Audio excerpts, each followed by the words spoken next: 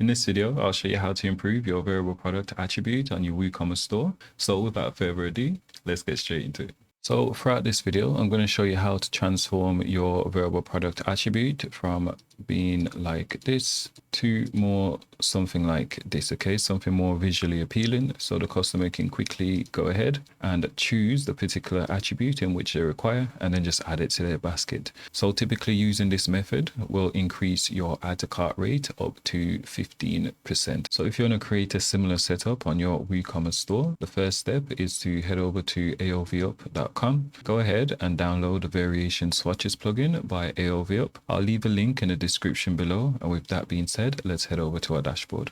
Okay, so assuming you've downloaded the variation swatches plugin by AovUp, the next step is to go ahead and upload that plugin. So we'll go plugins, add new, go ahead and upload and install the plugin. Once you've done so, you'll see this WooSuite menu here, and then underneath it, you'll see variation swatches. Okay, so if you purchase the pro version as well, just go ahead and head over to activate. It'll automatically redirect you to this add-on section. And then from here, we just need to scroll down, and here where it says variation swatches pro, we want to make sure we activate this as well. So I've got the free version and the pro version active. Okay, so let's head back over to variation swatches, and then we can go ahead and configure our variable product attributes.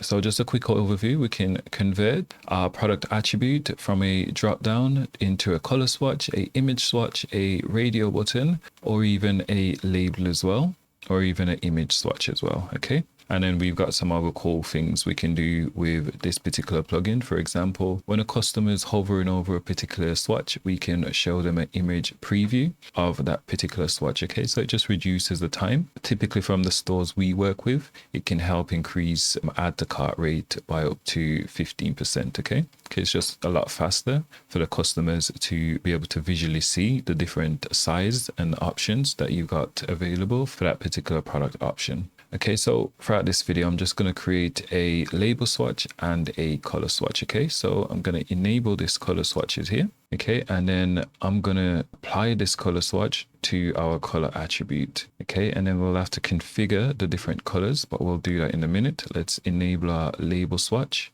And then here, I just want to enable it for our size attribute. So let's click on this option here where it says configure terms.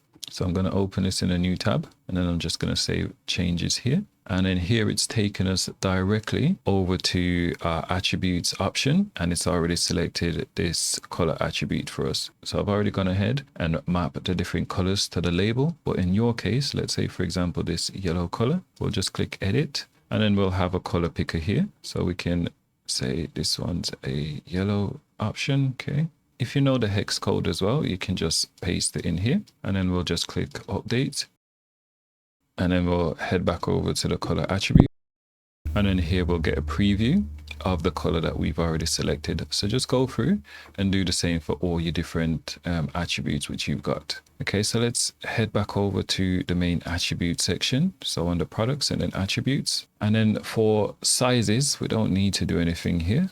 Okay, because it's using the label attribute. So we'll just display the attribute term name. So now let's actually head over to our product page and have a look at one of our variable product.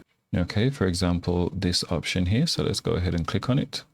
Okay, and here we can see our color swatch. So as I said, it's just a more streamlined user experience. You can quickly select the particular option in which you want. If it's out of stock, you can see here there's a cross going through it, and we can change this behavior as well. So let's go ahead and customize our variable product attribute a bit further.